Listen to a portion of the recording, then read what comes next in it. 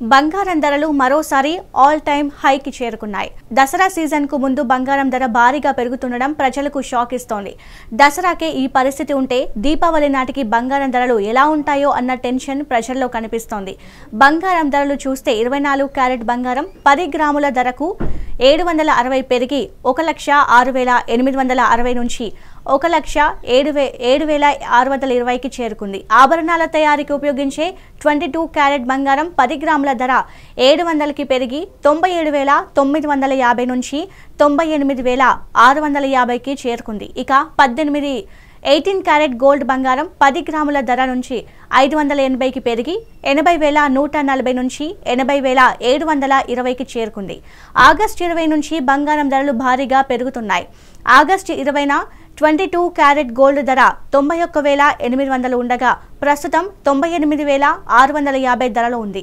ఇక 15 రోజుల్లో 6,850కి పెరిగింది.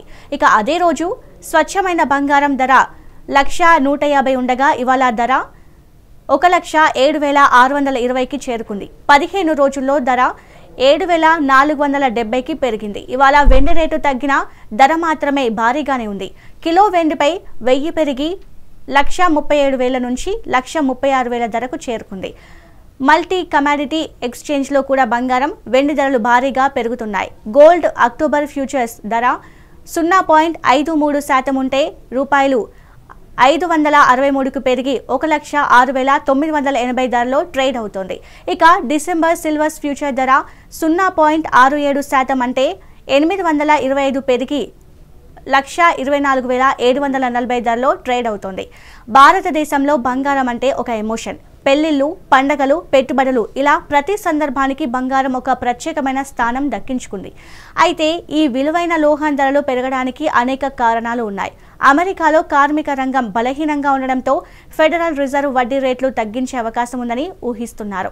ఇదే కారణంగా బంగారం ధరలు అతి ఎత్తైన స్థాయికి దగ్గరగా ఉన్నాయి.